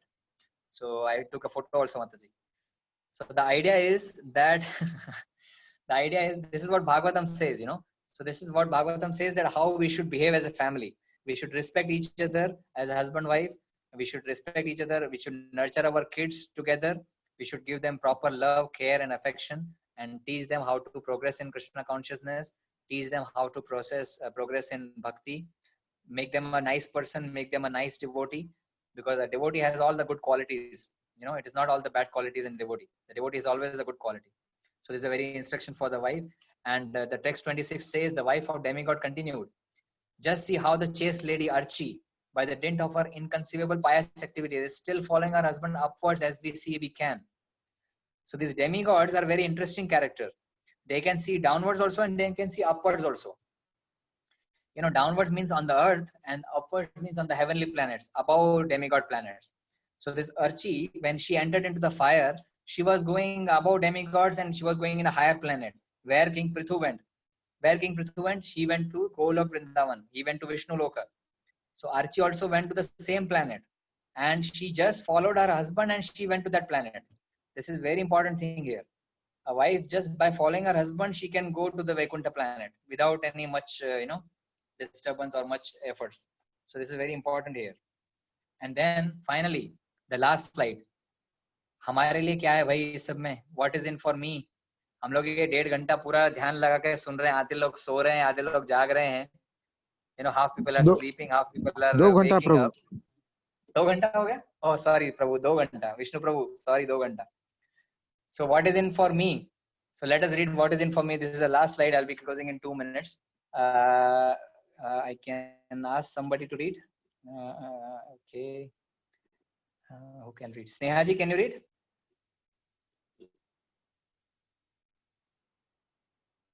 Sneha ji, are you there? Okay. Ashish Prabhu, Ashish Mehta, you are there? Can you read? Yeah, Prabhu. Yes. Yeah, read the 31st verse. Any person who describes the great characteristics of King Prithu with faith and determination, whether he reads or hears of them himself or helps others to hear of them, is certain to attain the very planet which Maharaja Prithu attained. In other words, such a person also returns home to the Vaikunt planets, back to the Godhead. Yeah, so just by hearing Prithu Maharaj's story, you will return back to Godhead. This is what is in for you, right? Kuldeep Prabhu, next verse you can read. Also, one who hears this narration 3 times will become very reputable if he is not recognized in society. And he will become a great scholar if he is illiterate.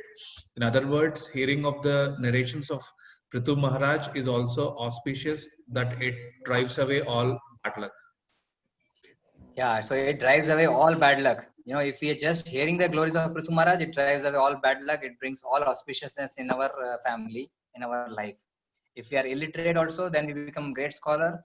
If we are not recognized in the society, we become more reputable. So these are all the benefits, right? Material benefits. So let us read the next verse, 35th verse. Samira Mataji, can you read? By hearing the narration of Prithu Maharaj, one can become great, increase his duration of life, gain promotion to the heavenly planets, and counteract the contaminations of this age of Kali.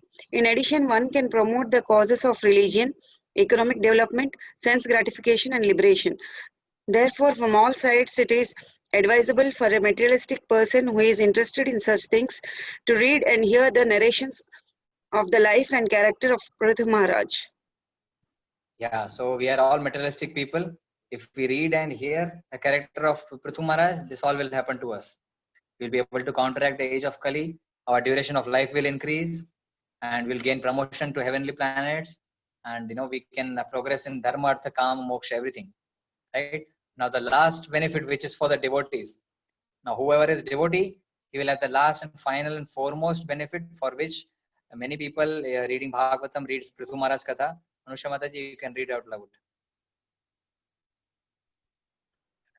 Whoever with great reverence and adoration regularly reads, chants, and describes the history of Maharaja Prithu's activities will certainly increase unflinching faith and attraction for the lotus feet of the Lord. The Lord's lotus feet are the boat by which one can cross the ocean of nations. Yeah, so if we are reading the stories of Prithu Maharaj, we will develop unflinching faith and the attraction for the lotus feet of the Lord, so that we can go in a strong boat, and with the Lord's mercy only we can cross this ocean of nascence, which is ignorance, by hearing just the Lord's by the narration of Prithu Maharaj, who is the incarnation of Lord Krishna himself. Okay, so this is the end of Prithu Maharaj's story, and next week we will take another great king story, who is King Puranjan. So another king story will take, who is also a great personality in Bhagavatam. Everybody actually in Bhagavatam, whoever name is there, they are all the great personalities. Right? It is not your name and my name, in Bhagavatam. So they are all great personalities. We should hear about them and try to inculcate all these qualities in our life slowly and slowly, whatever we can get. So this will improve our life further, and we will progress on the path of spiritual realization. Srimad Grantaraj, Srimad Bhagavatam ki jai. Thank you very much for a really nice audience. If you have any questions, please post on the group. Yes. Yeah, Prabhu. So how is killing innocent animals like horses justified in Bhagavatam, Prabhu? Because not one, not two, but they're killing 100 horses or sacrificing. Yes, Prabhu. Yes, Prabhu. Very nice question. Very nice question. So horse sacrifice, as I've repeatedly said in Bhagavad Gita classes also, there is a Vedic injunction for killing of an animal in a sacrifice, and for the reason that they get the next birth as a human. So once you kill the animal in a sacrifice, it is not for their degradation, it is for their upliftment. And when you are killing the sacrifice animal in the sacrifice, it has to be done by the proper brahmana at the proper time, at the proper place, with the proper mantra ucharan, with the proper persons, so that the animal getting sacrificed gets a fresh life, gets a new life, and gets an elevated life. It is not for the eating purpose. When the animals is sacrificed, it is not that वो कटने के बाद हम खाना खाएंगे सब लोग एकदम मस्त शाही बिरयानी बनेगी, ऐसा सब नहीं है. So it is not for the sense gratification. It is for the betterment of the animal and to perform the yajna so that the animal gets a better human life and he gets option of liberation. And that is also a proper Vedic injunction. What circumstances you can do that? It is not advisable for us in this Kali Yuga because that yajnas are not performed now.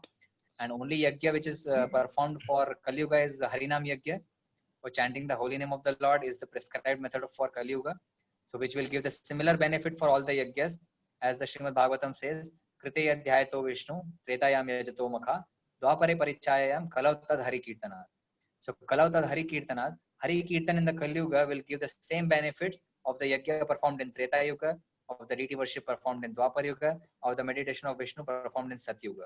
So for Kali Yuga, there is only one yajna, which is Sankirtan yajna, which we are coming together and chanting the holy name of the Lord. That is the only prescribed way for us, not the animal sacrifice. Okay, Prabhu? Yeah, Prabhu. Yeah, Prabhu. Yes. You took us back to grade 8 back in those days. In history subject, we have this Satidaha Pratha and Aswamedha Yajna in very detail. So I remembered my teacher P.C. Jhulan, who is a Bengali Brahmin, who explained this Aswamedha Yajna, and everybody had the same doubt which Kuldeep had now. So he clarified, taking a bit of spiritual direction in the history class, and clarified that. I can remember that now. So my question on the second one. Prabhu, you are not audible. Which is the Satidaha Pratha. So, Prabhu, you are not audible. Your voice is breaking. Yeah. Is it okay now?